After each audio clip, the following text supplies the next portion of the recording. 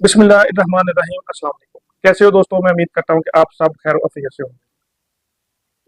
दोस्तों, इस वीडियो में मैं आपको एडिनाइड्स के बारे में इंफॉर्मेशन दूंगा। इस वीडियो में मैं आपको बताऊंगा कि एडिनाइड्स क्या होते हैं और इसमें पेशेंट को कौन कौन से साइन और सिम्टम देखने में आते हैं और वो कौन सी रीजन होती है जिसकी वजह से हमारे गले के पीछे और नाक के ऊपर एक एडिनाइड्स होते हैं, उनमें स्वेलिंग जो है ना वो देखने में आती है।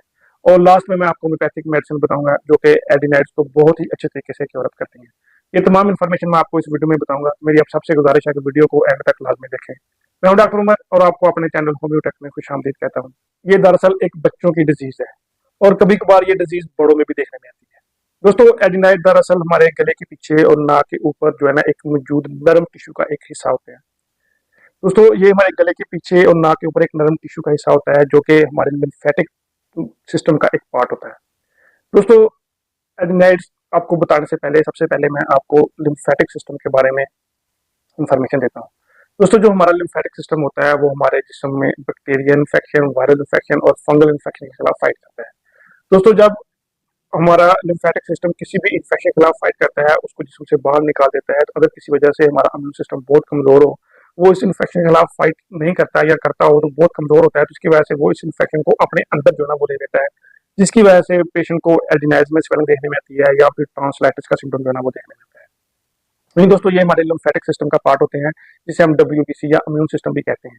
दोस्तों, ऐसे पेशेंट जिनका डब्ल्यूबीसी बहुत कमजोर हो या इम्यून सिस्टम बहुत कमजोर हो, तो ऐसे लोगों में एडिनाइड्स का सिम्टम जो है ना वो देखने में आता है। दरअसल एडिनाइड जो है ना वो बच्चों की डिजीज है और कमोबेश ये बड़ों में भी पाई जाती है और ऐसे बड़ों में पाई जाती है जो कि क्रोनिक किसी भी डिजीज में मुब्तला हो और उस डिजीज के खिलाफ जो इम्यून सिस्टम है फाइट कर करके वो बहुत कमजोर हो गया हो और उसकी वजह से उसका जो एडिनाइड्स है उसमें स्वेलिंग आ गई हो।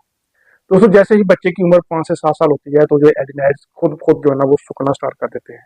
और दोस्तों, जब किसी वजह से ये सुकड़ते नहीं है तो इसकी वजह से जो हमारे गले के पीछे और नाक के ऊपर जो है ना एक एडिनाइड जो है ना उसका सिम्टम जो है ना वो देखने में आता है। दोस्तों, सबसे पहले मैं आपको बताता हूँ ऐसे पेशेंट जिनको एडिनाइड्स का इशू है उसमें कौन कौन से सिम्टम जो है ना वो देखने में आते हैं। इसमें सबसे पहले मोस्ट इंपॉर्टेंट सिम्टम होता है वो होता है कि नाक से सांस लेने में दुश्वारी होती है और बच्चा मुंह से सांस लेता है, यानी जो बच्चा होता है या बड़ा होता है उसका नाक जो है ना वो बंद होता है। और उसके बाद दोस्तों उसको स्लीप एपनिया यानी खुराटे लेना या नींद में जो है ना वो सांस रुकना, ये भी सिम्टम जो है ना वो देखने में आता है, यानी उसको स्लीप एपनिया का सिम्टम जो है ना वो देखने में आता है। और उसके बाद दोस्तों उसको बार बार नजला जुकाम और कान के इन्फेक्शन का सिम्टम जो है ना वो भी देखने में आता है। और उसकी वजह से उसके गले में दर्द और खुश्क खांसी जो है ना उसका सिम्टम जो है ना वो भी देखने में आता है। ऐसे दोस्तों उसको बोलने में दुश्वारी और नाक से आवाज आने का सिम्टम जो है ना वो भी देखने में आता है। यानी दोस्तों ऐसे बच्चे या ऐसे बड़े जिनको एडिनाइड्स का इशू हो उनको बहुत ज्यादा खराटे आना यानी स्लीप एपनिया की कंडीशन देखने में आती है, नाक से सांस लेने में दुश्वारी, नोज बंद का सिम्टम देखने में आता है, बार बार नजला जुकाम और कान के इन्फेक्शन का सिम्टम जो है ना वो देखने में आता है, बोलने में दुश्वारी और उसके साथ नाक से जो है ना आवाज का आना जो है ना इसका सिम्टम जो है ना वो देखने में आता है। और अब मैं दोस्तों आपको बताता हूँ कि वो कौन कौन सी रीजन होती है जिसकी वजह से जो बच्चा होता है या बड़ा होता है उसको एडिनाइड्स का सिम्टम जो है ना वो देखने में आता है।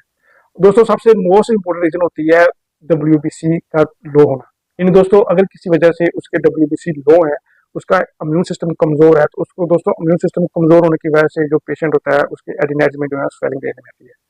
या फिर दोस्तों अगर किसी पेशेंट को या अगर किसी बच्चे को बार बार सर्दी, नजला, जुकाम जो है ना या टॉन्सिलाइटिस का सिम्टम जो है ना वो देखने में आता हो, तो ऐसी वजह से भी उनको एडिनाइड्स में जो है स्वेलिंग देखने में आती है। या फिर दोस्तों ऐसे लोग जिनको साइनसाइटिस का सिम्टम जो है ना वो देखने में आता हो, तो ऐसे लोगों में भी ये सिम्टम जो है ना वो देखने में आता है। या फिर दोस्तों कान में इन्फेक्शन यानी जिसे हम ओटाइटिस मीडिया भी कहते हैं, उसकी वजह से भी आपको एडिनाइड्स का सिम्टम जो है ना वो देखने में आता है। दोस्तों एलर्जी की वजह से या फिर कुछ जेनेटिक फैक्टर होते हैं जिसकी वजह से बच्चे का कुदरती तौर पर पहले से इम्यून सिस्टम जो है ना वो बहुत कमजोर हो, जिसकी वजह से ये सिम्टम जो है ना वो पेशेंट को देखने में आते हैं। तो अब मैं दोस्तों आपको होम्योपैथिक मेडिसिन करता हूँ जो कि बहुत ही अच्छे तरीके से एडिनाइड्स के केस में पेशेंट को डील अप करती हैं। दोस्तों इसमें सबसे पहली होम्योपैथिक मेडिसिन है वो है टिल्केरिया फास्ट। दोस्तों टिल्केरिया फास्ट एडिनाइड्स की बहुत ही अहम मेडिसिन है। ये ऐसे केस में होम्योपैथिक मेडिसिन बहुत ही अच्छा रोल प्ले करती है जब बच्चे का इम्यून सिस्टम बहुत ही कमजोर हो और वो ऑलरेडी किसी क्रोनिक इन्फेक्शन से फाइट कर करके कमजोर हो गया और उसकी वजह से बच्चे को या बड़े को ये सिम्टम जो है ना वो देखने में आते हो, तो ऐसे केस में ये होम्योपैथिक मेडिसिन बहुत ही अच्छा वर्क करती है। उसकी वजह से दोस्तों नेक्स्ट होम्योपैथिक मेडिसिन एडिनाइड्स के केस में बहुत अच्छा वर्क करती है वो है अग्राफिस नोटारिस।